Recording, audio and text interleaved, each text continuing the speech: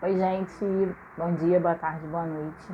Meu nome é Alice Silveira e eu sou estudante do curso de Licenciatura de História na Universidade Veiga de Almeida. E eu estou aqui para a gente conversar um pouquinho sobre a União da África do Sul. A União da África do Sul, ela teve início como colônia portuguesa em aproximadamente 1497, com a chegada de Vasco da Gama, né, quando ele cruza o Cabo da Boa Esperança.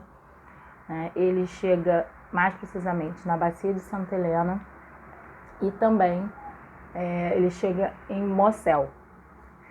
Ele permanece em Mossel, onde ele encontra os coiçães, né? E aí ele começa uma política de escambo com eles, né? A política essa que dura em aproximadamente 12 dias, né? E logo depois começam a acontecer conflitos entre os portugueses e os coiçães. Só que durante esses 12 dias, os portugueses conseguiram erguer um muro chamado Padrão de Pedra, né, que eles faziam em todo o território português, né? E eles se respaldavam pela bula papal para poder erguer, né, e delimitar esse território, né? A bula papal dava um respaldo para Portugal de dominação, conquista, né, ao ocidente do Tratado de Tordesilhas.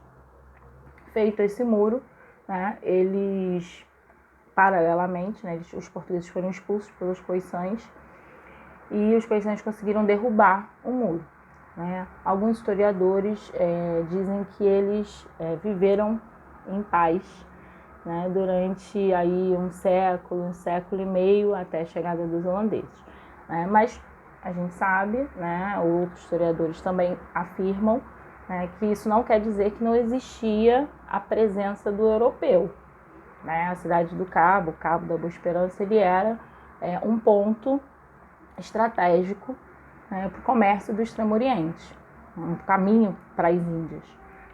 Só que ela não foi dominada, né, pelos portugueses efetivamente como uma colônia de povoamento, né? Então, por isso que eles dizem que os coiçães conseguiram manter a sua rotina e as suas terras durante esse período, né, entre a chegada de Vasco da Gama e a dominação holandesa em 1652, né?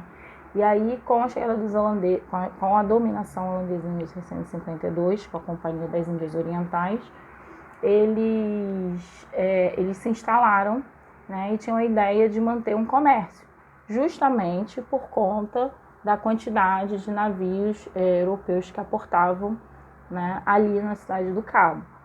Ali é um ponto estratégico porque é o encontro entre os dois oceanos, o Índico e o Atlântico.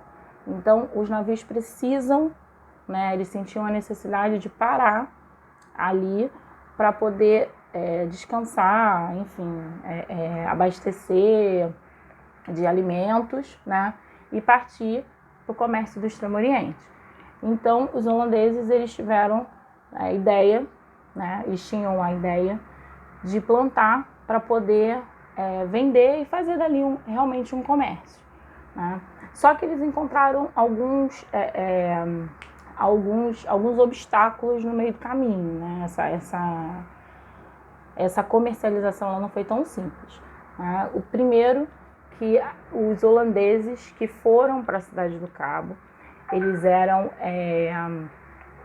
calvinistas, né, extremamente radicais, eles eram exilados políticos e religiosos, né? Tinham também os exilados políticos e religiosos da França, né, que na verdade queriam romper, né? Então eram essas pessoas que estavam ali, que eram empregadas pela companhia.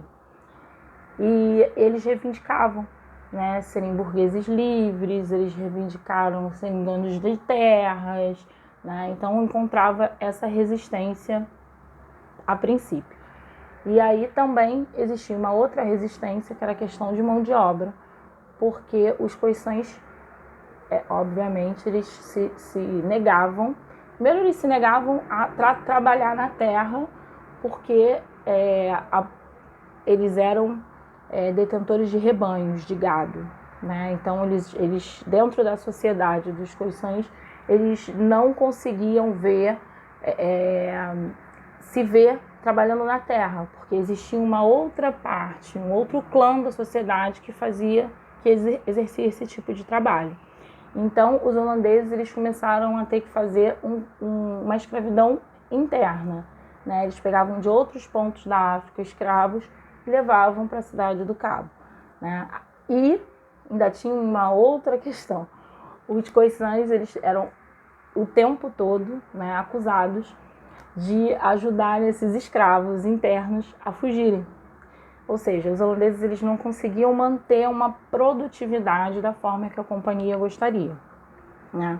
Então, o jeito que eles arrumaram, né, a solução para esses problemas, assim, para o comércio começar a andar mesmo,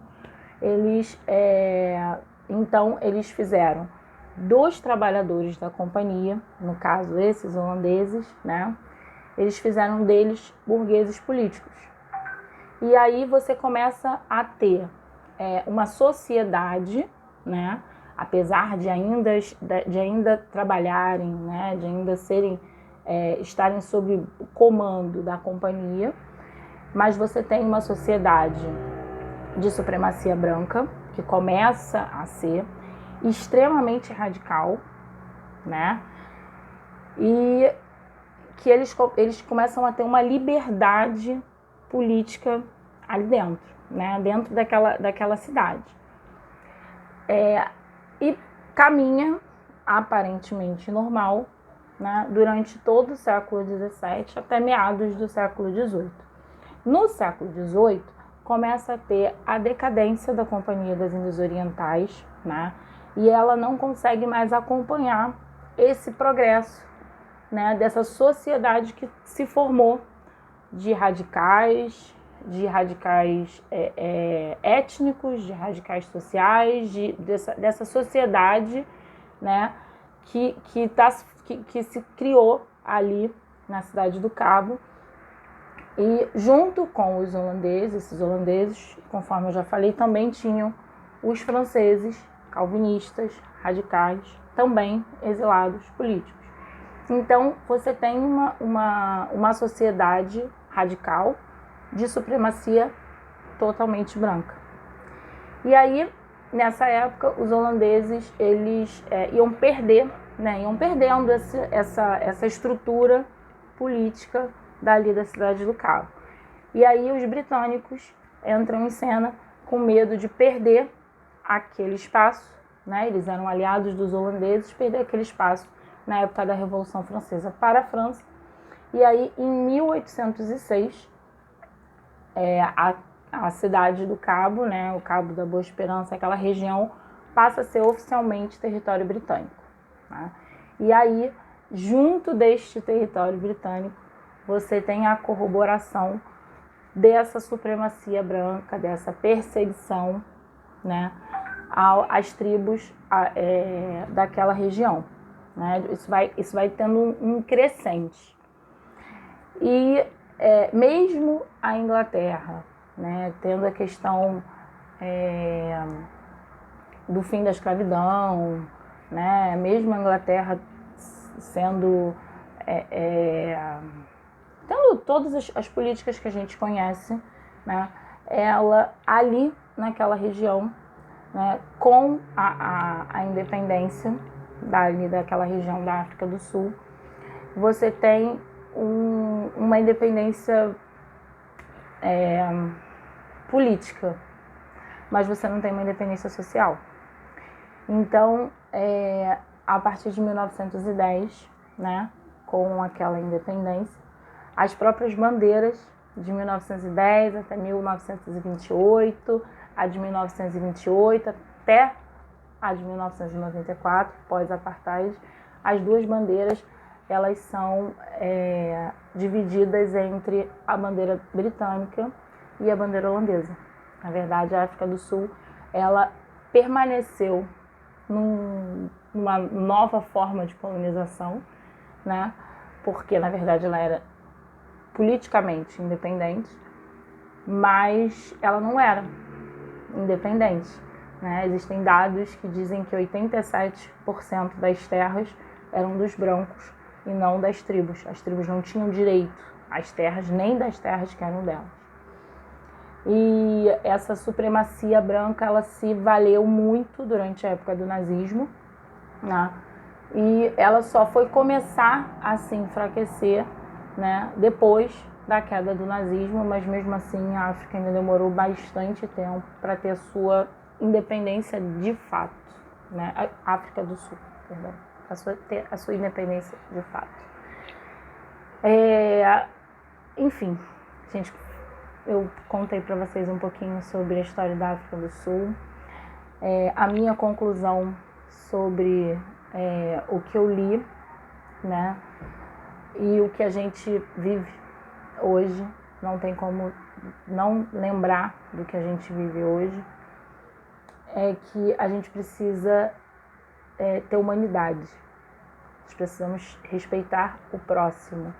Não importa se ele é preto, verde, azul, amarelo, se é mulher, se é gay, não faz diferença. A gente tem que respeitar o próximo, né? E a gente vê que, assim, as colônias da África, primeiro que a gente pouco conhece, né, a história da África de fato. A gente conhece a história da África através dos portugueses, a gente conhece a história da África através dos escravos que tiveram aqui no Brasil, mas a gente não conhece a história da África pela África, né? Então, eu fiquei muito feliz de poder fazer esse trabalho.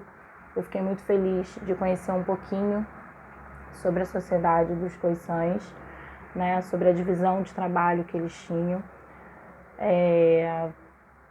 Tive um pouco da noção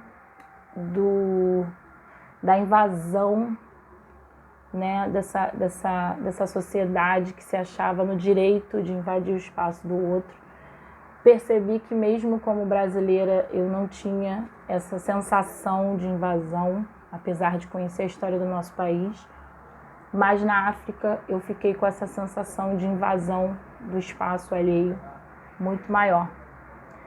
Então eu queria, minha mensagem para todo mundo é que a gente possa pensar um pouquinho na humanidade, que a gente consiga conhecer a história do mundo através das pessoas que podem contar a história do mundo, ou seja, quem viveu, quem está lá, né?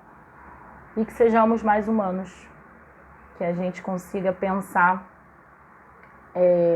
que a gente precisa respeitar o próximo, seja ele quem for, mas ele é humano e ele precisa de muito respeito, tá? Um beijo, muito obrigada.